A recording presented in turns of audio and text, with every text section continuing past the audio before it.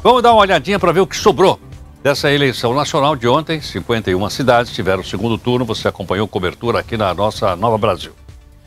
Quem está aqui conosco é o professor Paulo Ramires, que é cientista político da Escola Superior de Propaganda e Marketing. Professor Ramires, obrigado aqui pela participação. Bom dia, Heródoto. Sempre um prazer poder compartilhar e estar com você pelas manhãs. Ok, conosco também, professor, o Leonardo Barreto, que é cientista político. Leonardo, muito obrigado aqui pela participação. Bom dia, Heródoto. Bom dia a todos os ouvintes. Bom, a minha pergunta presidencial é o seguinte. Se esperava que um confronto entre os dois eleitores maiores, Lula de um lado e Bolsonaro do outro. Aparentemente, queria saber de vocês, isso aqui parece a Batalha de Tararé. Lembram da Batalha de Tararé? A moçada estuda a Batalha de Tararé, a Lara sabe onde foi a Batalha de Tararé e foi por aí afora. Ou seja, aquela batalha que não aconteceu. Pode ser por aí ou pode não ser. Leonardo, o que é que você acha disso? Acho que você tem um bom ponto. A gente fala tanto da questão da polarização e ela, de fato, ela ficou disfarçada. Não que os polos não tenham tido influência, né? Por exemplo, o PL do ex-presidente Jair Bolsonaro saiu de 2 cidades, né, naquele G103, que são as cidades com mais de 200 mil eleitores, para 16 cidades. Né? Então, assim, é difícil evitar o pensamento de que houve uma influência, né, do PL, da direita, no resultado eleitoral. Mas quando a gente olha a maior parte dos resultados, o que a gente vai ver é uma grande vitória do Congresso Nacional. Os partidos políticos que dominam as principais bancadas, pelo menos 5 partidos, né, PSD, União Brasil, PP, MDB e Republicanos, que controlam 65% das cadeiras, ganharam 77% das prefeituras.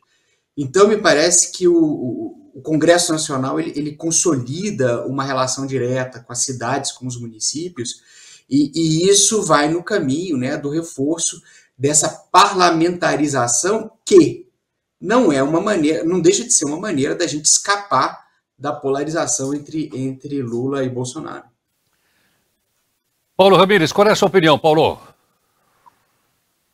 Bom, nessa história de polarização entre Bolsonaro e Lula, quem saiu ganhando, na verdade, foi o centro, né? Os partidos que, como o colega disse aqui, compõem boa parte do Congresso, né? Então, isso cria ou reforça, né, ainda mais a pressão dos partidos de centro, sobretudo PSD, MDB, na composição, né, dos ministérios do governo federal, pastas em federais, né, em empresas estatais, né, melhor dizendo. Então, tudo isso vai mostrando para a gente que a eleição municipal, né, reforça o poder local. Muitos desses políticos eleitos a prefeito foram beneficiados pela verba de gabinete também, que foi distribuída à torta direita, desde o governo Bolsonaro, agora com o governo Lula também, né? Então, de fato, o maior vencedor dessa eleição foi o centro.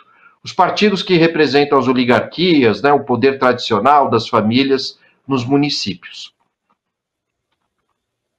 Paulo, vamos olhar o outro lado da moeda, olhar o lado, vamos dizer assim, o vencedor nós sabemos, vamos olhar o perdedor. É possível dizer que, como o PT só teve uma única prefeitura na Grande São Paulo, salvo engano, qual foi, Ana? Mauá, né? Mauá. Nenhuma outra. E ele sempre foi muito bem votado e muito forte em São Paulo, na Grande São Paulo. Isso não aconteceu. Isso pode ser considerado uma fragilização do partido, na sua opinião, Paulo Ramires? Houve sim, de fato, uma fragilização em termos de participação local, né? Ou seja, nos municípios, mas não necessariamente o que ocorreu nessa campanha municipal terá algum reflexo absoluto na campanha presidencial de 2026. Afinal de contas, o PT tirou o pé em várias cidades, o exemplo disso aqui em São Paulo, Cuiabá também, entre outras cidades, em que apostou no apoio a outros partidos, ao invés de lançar candidaturas próprias, né? É importante a gente observar esse movimento. Mas claro que no ABC paulista, muito em função do processo de desindustrialização da região, o PT perdeu muita força, né? Isso é fato. Santo André, São Bernardo, enfim, Diadema também, né? Salvo engano, só em Mauá conseguiu eleger um prefeito, né? Mas pode ser que em 2026 a gente tenha novos rearranjos, a figura do Lula é muito forte, carismática, e partidos de centro, partidos de esquerda tradicionais, como o PSB, como o PCdoB, acabem se aliando à figura do presidente Lula, mostrando um cenário contrastante em relação ao que houve na campanha às prefeituras, né? Algo também que ocorreu em 2020, né? O PT foi muito mal nas campanhas municipais, mas nem por isso deixou de eleger o atual presidente Lula.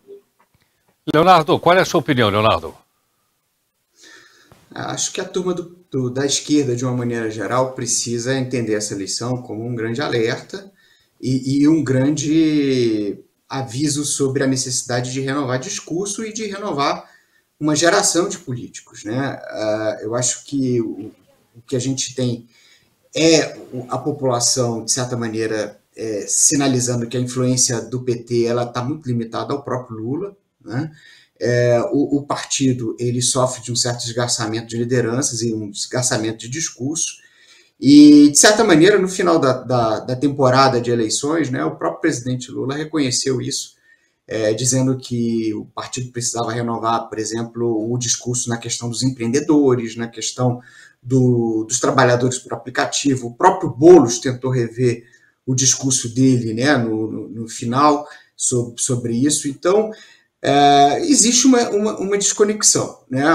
Acho que o PT conseguiu algumas vitórias com base nesse processo de polarização, né? Ainda jogando sobre essa questão do discurso da democracia, que, se a gente pensar, né, foi a grande boia de salvação do PT em 2022 também, né? Se não fosse o discurso de salvação da democracia, talvez não tivesse tido o resultado que teve.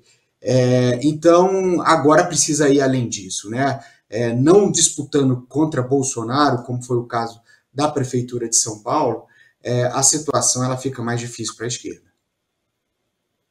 Obrigado à gentileza dos nossos dois convidados, o Leonardo Barreto, cientista político. Muito obrigado, Leonardo. Paulo Ramires, professor e cientista político da Escola Superior de Propaganda. Paulo, mais uma vez, obrigado pela sua gentileza. Um abraço aos dois aí. Muito obrigado. Bom, estamos em 23, nós temos também, eu que agradeço. Temos aí notícias da cidade.